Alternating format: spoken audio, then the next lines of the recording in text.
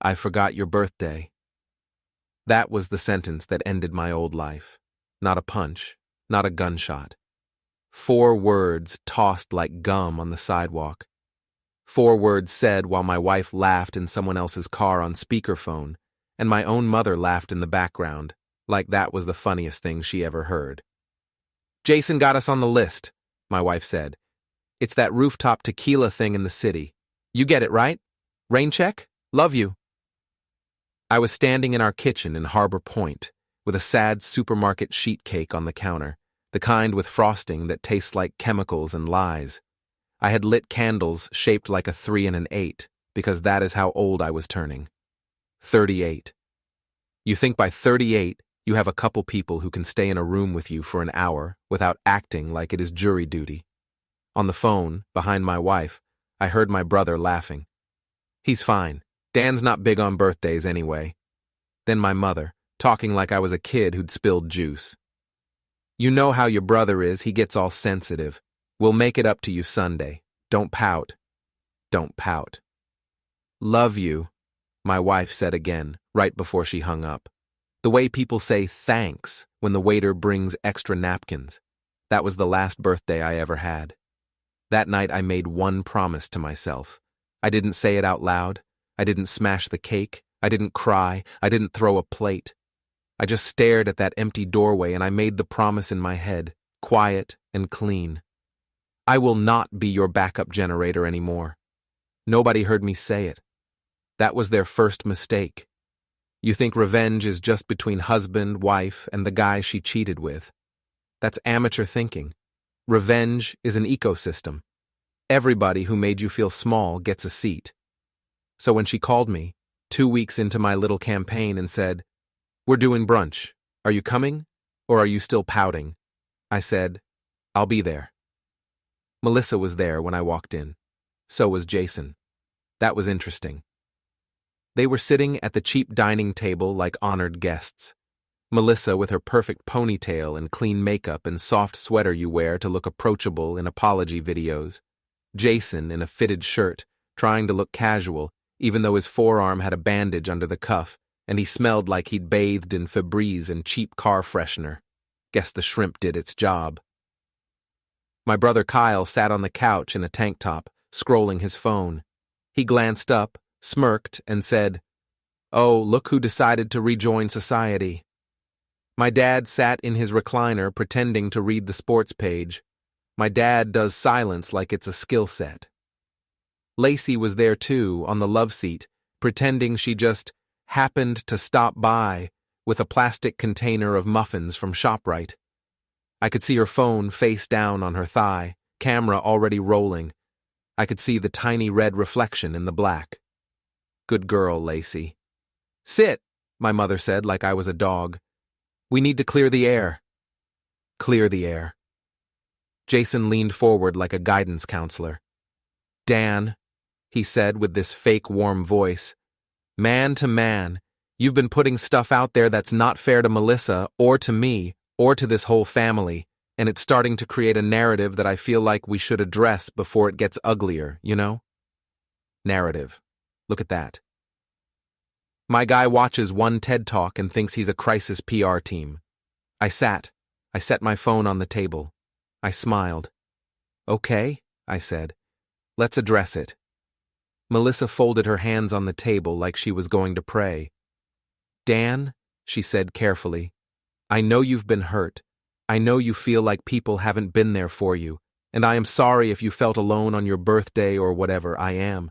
But running around spreading lies is not how grown adults handle things. You're making a scene. You're hurting my job. You could literally get me fired. Do you want me to lose my job? Is that what you want?" I nodded like I was thinking it over. Then I hit play. "That's fake," Melissa said. She said it fast. Too fast. "That's edited. You're editing me. Oh my God. Dan, you are editing me to try to destroy me. You are actually crazy. Do you know that? You are crazy right now. You need help. Like actual help. And I am not saying that to be mean. I'm saying that because I care about you. Because I love you. Because you are scaring me and everyone in this room. And stop," I said. Her mouth kept going for a second like the sound hadn't gotten the memo. Then she stopped. The room hummed. You could hear the fridge. 3 years ago, I said, you all left me alone in my kitchen on my birthday for Jason's rooftop tequila thing. You told me to stop pouting. You told me I was being dramatic. You laughed. My mother shook her head. Danny, nobody meant. Quiet, I said. Her eyes went wide like she couldn't believe I told her that, like I had slapped her. Here's what I want, I said. I want everybody in this room to say out loud what I am to you. Since we're clearing air, let's clear it all the way. Kyle snorted. Dude, what are you talking about? I'm convenient, Melissa said. It just fell out. She didn't mean to say it. You could see her try to stop it, like she was chasing the words with her hands. But it was too late. It was loose. I married you because you were convenient, she said, voice cracking. Okay, are you happy? You were stable, Dan. You showed up. You fixed everything. You didn't ask for a lot. You didn't make drama. You were easy. You were safe. She realized what she had just said. She clapped a hand over her mouth. Nobody breathed. There it was, the whole truth, dropped on the table like a knife. It felt like getting shot. I'll admit that. I felt something tear inside me. But I was still standing. Wow, Lacey whispered. I could hear her little inhale like she just mainlined ratings. My mother found her voice. Melissa, honey, that is not what we discussed. Mom, I said, not taking my eyes off Melissa. Shut up. My mother actually shut up. That night after brunch, Jason texted me. We should talk. Man to man. My place. Tonight. 9. You ever notice how guys like him act like man to man is a magic spell? Like if they say it, you're going to meet them in a dim room and apologize for embarrassing them in front of their reflection. I texted back. Send address. He sent me the address for Pier 3 Show Home A, which is not technically his place. It's Harbor Point Revive's crown jewel, the model home they use to sell rich people on the fantasy of living here. But Jason basically lives there anyway. Half the drawers are his. Half the nights, Melissa is there with him. I've seen her location pings. You learn a lot sitting in a security office with access to Wi-Fi logs. I didn't bring a weapon. I am not stupid. I am not giving anybody an easy charge to stick on me. What I brought was recording, leverage, and anger I could finally afford to let loose. The show home sat on the water like a magazine spread, floor-to-ceiling glass looking out over the black marina, soft recessed lighting, staged furniture nobody ever sits on. You stand inside that place, and you can smell money and salt air and cheap shortcuts under the drywall. Jason opened the door wearing a fitted black shirt, like he was about to film a watch ad. Melissa was right behind him, ponytail and makeup like a campaign wife. She did not look sad. She looked focused. She wasn't supposed to be there. Thought this was man to man, I said. She insisted, Jason said. I'm here for my safety, Melissa said, holding up her phone. I'm documenting for my safety because you have been erratic and you scared me in the kitchen. And I don't feel safe one-on-one with you anymore, Dan. I'm sorry, but I don't. You need help. Her phone camera was pointed at me, live. That was the twist. She wasn't here to beg me to stop. She was here to film me and try to flip the whole table. Make me look like I'm some jealous psycho husband attacking her innocent boss. Get ahead of the story. Frame me as the danger and go public crying about emotional abuse, how she feared for her safety, #strongwomen. My wife was trying to cancel me to save her brand. Jason smiled a thin, controlled smile. This is for all our protection, he said. Nobody wants this to escalate. Let's just talk like adults. I laughed. You think anybody's going to believe you over us? He said. You're a janitor. There it was. The real Jason. No filter, no investor voice, just the man. Maintenance supervisor, I said. Get it right. Listen, man, he said, lifting both hands like he's the reasonable one. You screwed up bad. You went after my vehicle. That crosses a line. That is criminal. Okay? You want me to get the police involved? You want me to press charges? I can. I don't want to. Melissa doesn't want that for you. She really doesn't. She cares about you, dude. She said that. But if you keep talking trash and trying to blow up her job and making scenes at family brunches, you leave us no choice. Wow, I said. You rehearsed that whole speech in the mirror, didn't you? Did you do the eyebrow thing too, the concerned brow? His jaw ticked. Turn your phone off, he said to Melissa, without taking his eyes off me. No, she said. Turn it off, he said, voice tight. No, she said louder. I'm not getting trapped. I'm not. He is dangerous, Jason. You weren't in the kitchen. You didn't hear him. He grabbed me. He wouldn't let me move. I was terrified. He was like a different person, like an animal, and I need people to see this in case something happens to me because he is out of control and… Wow, I said again. She is good. She practiced that on the drive over, or is she just freestyling? Jason's face flushed. You're done, he said. He swung, not a warning swing, not a push. A full, angry, pride-hit punch aimed at my jaw. He was stronger than me. He hits the gym. You can tell by the way his shirts are always just a little too tight in the sleeves. He thought it would be easy. Guys like him always think it's easy. It was not easy. There was an upstairs balcony in that show home. Wide glass doors, fake designer chairs facing the marina like anyone actually sits out there in January. Past those chairs, 20 feet of quiet black water. Jason keeps his suits there, his jackets, his shoes, his watches, his little shrine to himself. I walked upstairs. I didn't run. I let them follow. Where are you going? Melissa yelled behind me. Dan, stop! Jason, call someone, call security, call 911. Dan, stop right now. I'm serious, I am serious, I will press charges, I swear to God, I will press charges, and you will go to jail forever. I am not playing, stop walking away from me. I opened the closet. I grabbed one of Jason's jackets. Navy, tailored, probably cost more than my Honda. I walked back out to the balcony. Don't you dare, Jason said, voice strangled. I tossed the jacket over the railing. We all watched it fall, clean and slow, like a commercial in reverse. Then it hit the marina water and vanished without a ripple. I grabbed a pair of his shoes, tossed them. Plunk. I grabbed his watch roll, tossed it. Thunk. Splash. Gone. Stop! He screamed. His voice cracked high like a kid's. This, I said, pointing down to the dark water where his status symbols were sinking to the bottom of Harbor Point Marina, is how I felt every year when you all acted like I wasn't a person. You feel that right now? That cold in your throat? That panic like you're losing something you can't get back? That's me, 3 years in a row. Happy anniversary! Jason charged. For a big guy, he moved fast. He came up the stairs like a storm, arm bleeding, face red, eyes wide. He didn't care about the camera anymore. He didn't care about charges. He wanted to hurt me. He swung wild. I stepped sideways, not because I'm a fighter, because fear makes guys sloppy. He stumbled past me and slammed chest first into the upstairs railing. The railing groaned.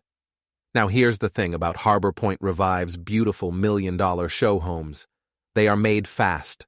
Corners get cut. Nails get skipped. Screws get reused. You glue and stage and light it pretty for Instagram and pray nobody leans too hard on anything.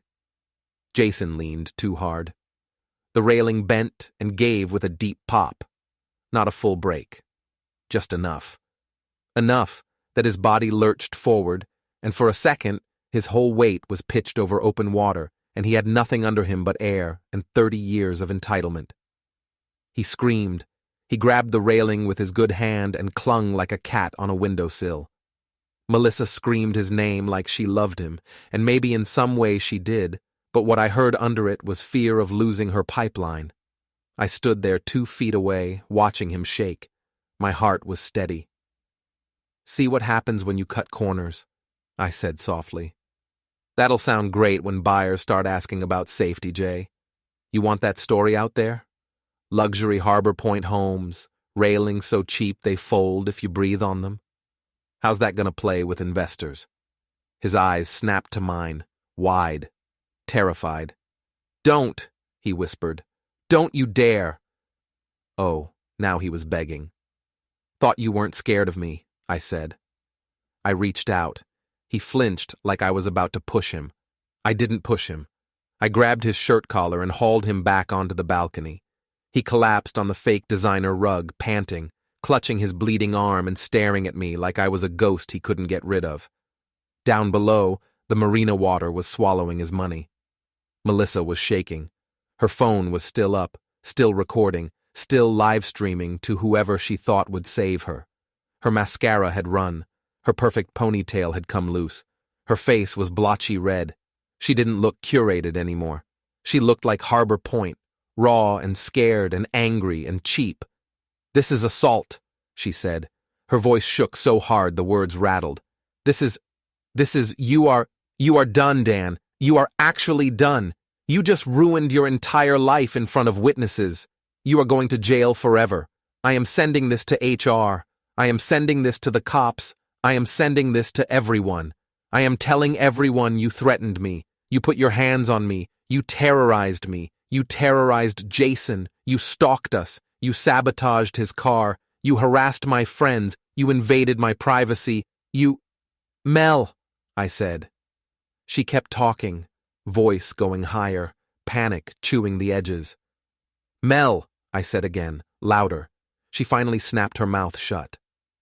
I stepped close, right into her phone camera. Close enough that whoever was watching could see the lines around my eyes and the little bruise where Jason's fist had clipped my cheek. Tell them why you weren't at my birthday 3 years ago, I said. She froze.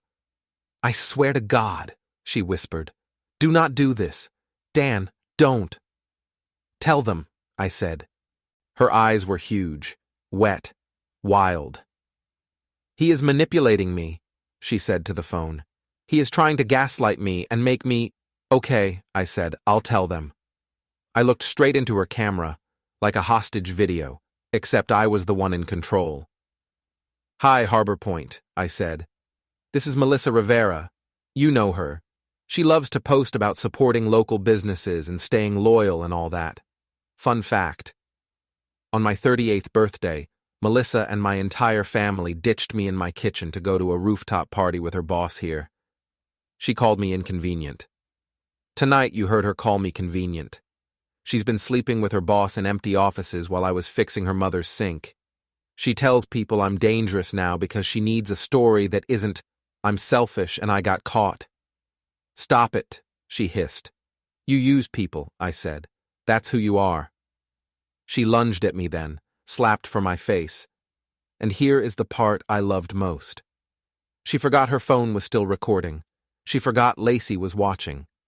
Lacey, who had that stream open on her couch with popcorn, doing her little screen record with one hand and sending it to 6 different group chats.